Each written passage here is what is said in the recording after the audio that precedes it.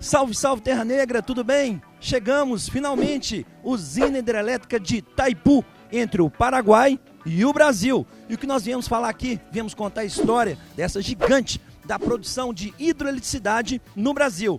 A história, a construção, a geopolítica. Mergulhe com a gente e não se esqueça, hein? Se inscreva no canal, dê o seu like, ajude a gente a promover a divulgação científica no Brasil. Roda a vinheta!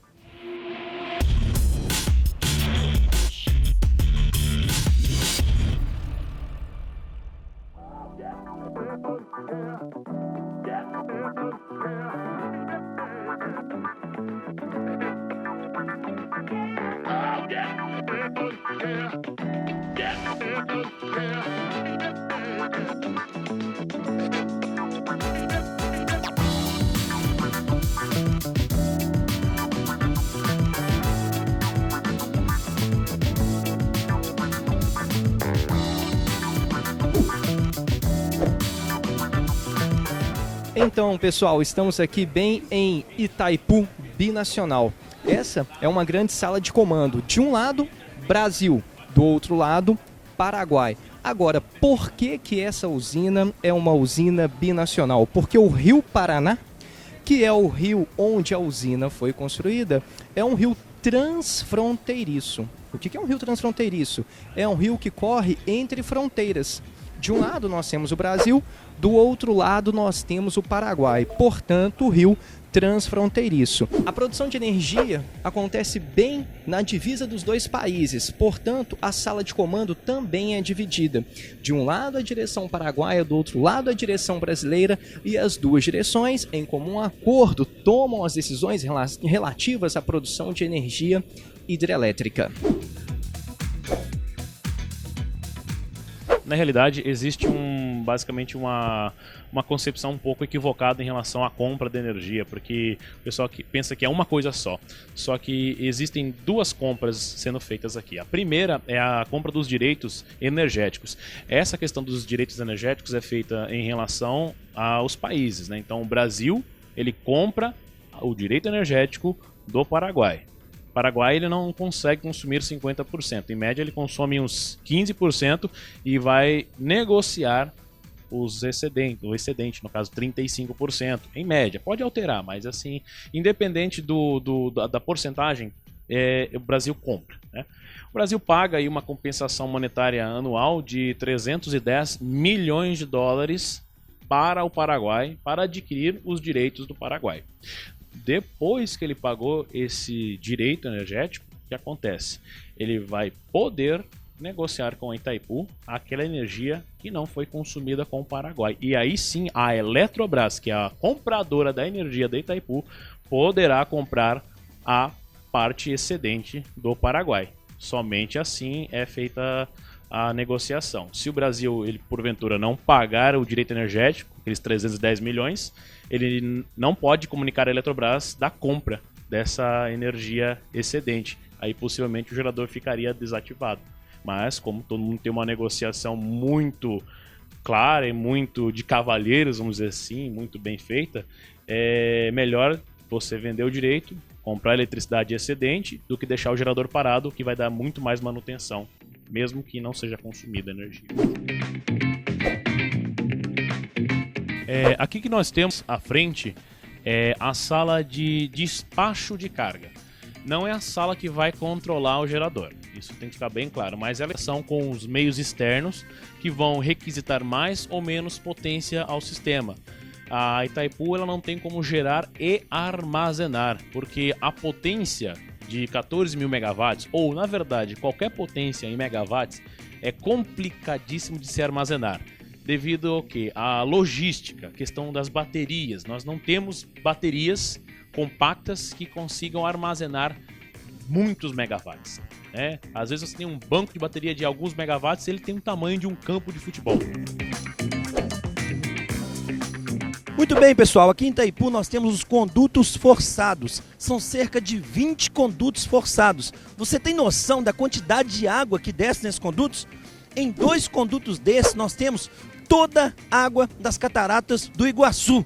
É muita água. É essa água que desce, ela cai de mais ou menos uns 100 metros de altitude e vai fazer movimentar as turbinas que estão aqui embaixo. Aí nós vamos ver a transformação da energia potencial em energia cinética, posteriormente mecânica e elétrica. Olha só o tamanho do conduto.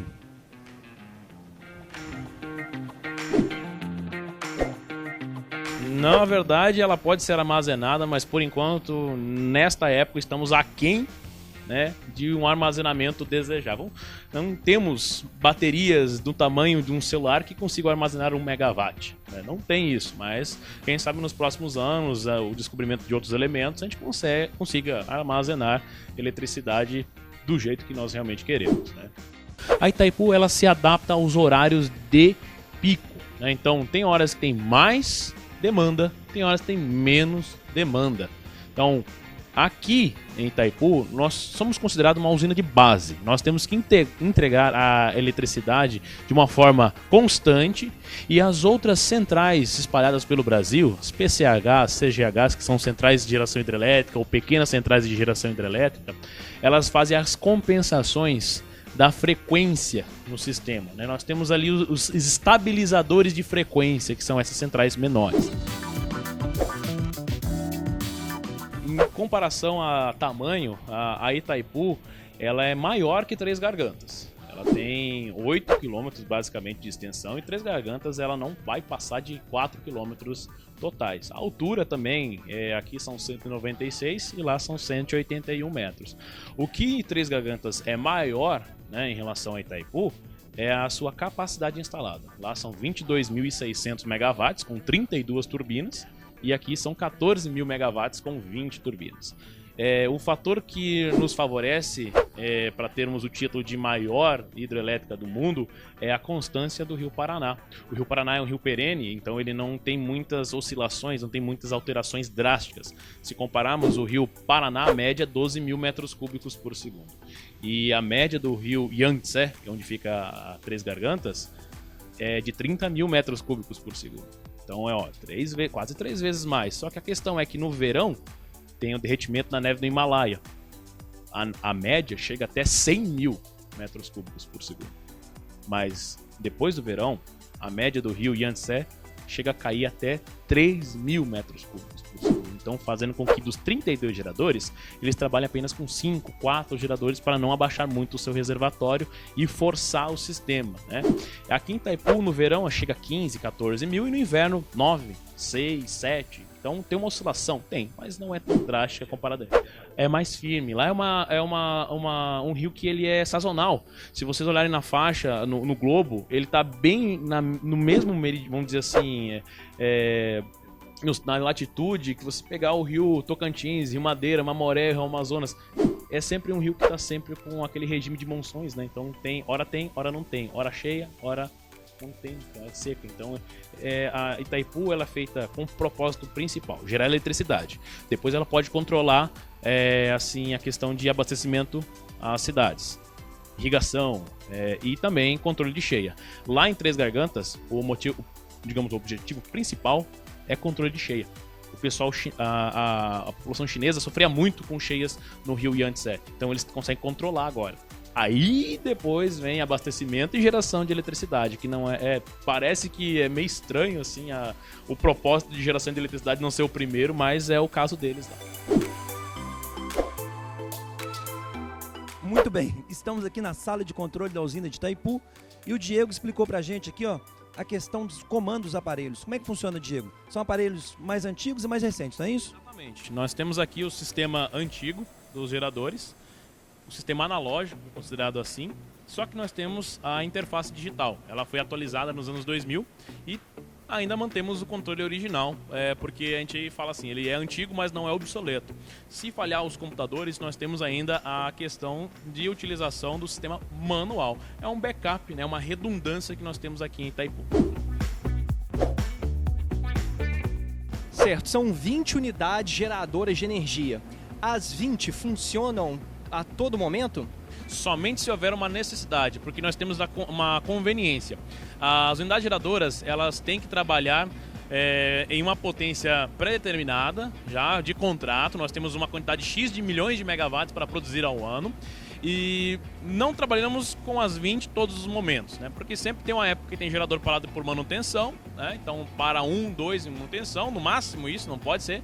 Tanto é que nós temos 18 geradores que foram instalados de 84 a 91 e 2 geradores instalados em 2006 e 2007, que são geradores auxiliares, a unidade 9A e a 18A.